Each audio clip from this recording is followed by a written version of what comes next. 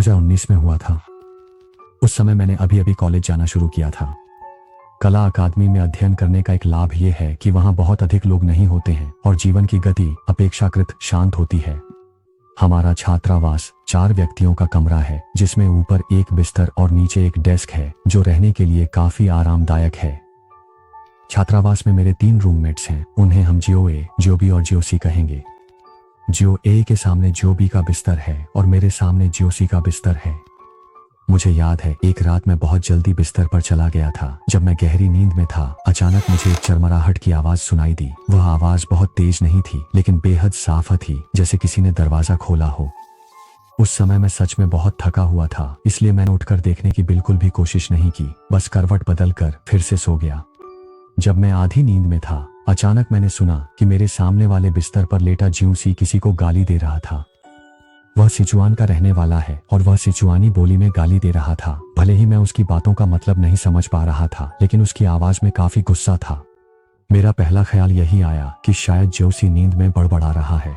मुझे लगा इसमें कोई अजीब बात नहीं है, इसलिए मैंने ज्यादा ध्यान नहीं दिया। लेकिन लगभग 1-2 मिनट सुनने के बाद जियो सी की आवाज धीरे धीरे गायब हो गई। मैंने सोचा कि वह फिर से सो गया होगा, लेकिन ठीक उसी समय मुझे महसूस हुआ कि मेरे कंबल के पैरों की तरफ जैसे किसी चीज ने हल्के से नीचे की ओर खींचा।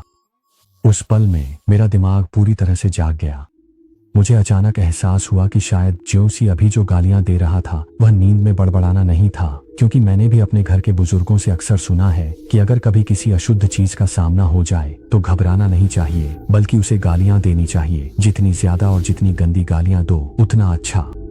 कहा जाता है कि ऐसा करने से वह डरकर भाग जाता है। इसलिए मैंने जियो सी की तरह गालियां देना शुरू कर दिया।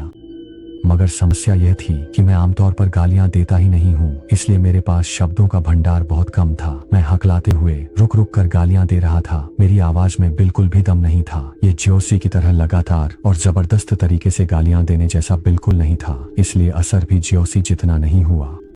देखते ही देखते रजाई का 1/3 हिस्सा बाहर खींच लिया गया था। मेरा दिल अचानक घबरा गया। मैं बस पूरी ताकत से उसे वापस खींचने लगा, लेकिन उस चीज की ताकत हैरान कर देने वाली थी, जैसे वह जानबूझकर मुझसे जोर आजमा रही हो।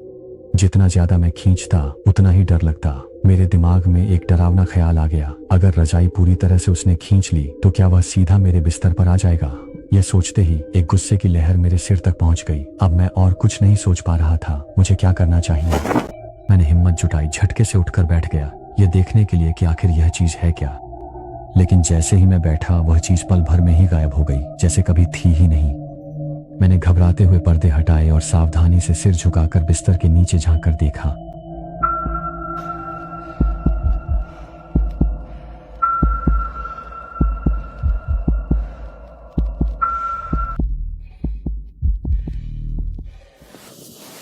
कुछ भी तो नहीं था। क्या मैं सच में कोई भ्रम सुन रहा था? उस वक्त मैं सच में डर के मारे मर ही जाने वाला था। तुरंत कंबल में दुबक गया और पूरे शरीर में कांपते हुए कंबल को कसकर पकड़ लिया। मेरे दिमाग में बस यही डर था कि कहीं वह चीज मेरे कंबल के अंदर न घुस जाए। लेकिन 10-15 मिनट बीत गए और कुछ भी नहीं हुआ। धीरे धीरे नींद ने डर पर जीत हासिल कर ली और मैं फिर से अनजाने में सो गया। जब मैं दोबारा जागा, तब तक अगली सुबह हो चुकी थी।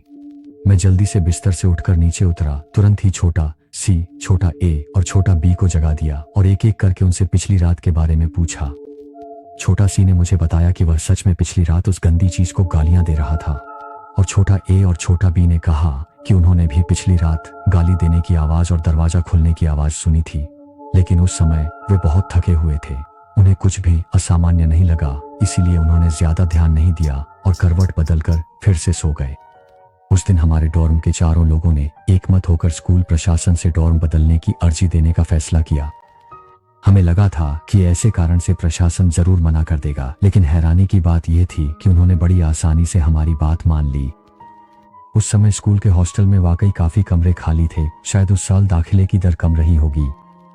हमारे वहां से चले जाने के बाद उस डॉर्म को सील कर दिया गया। लेकिन हैरान करने वाली बात यह थी कि हमारी ग्रेजुएशन तक वह 630 नंबर का डॉर्म कभी भी नहीं खोला गया।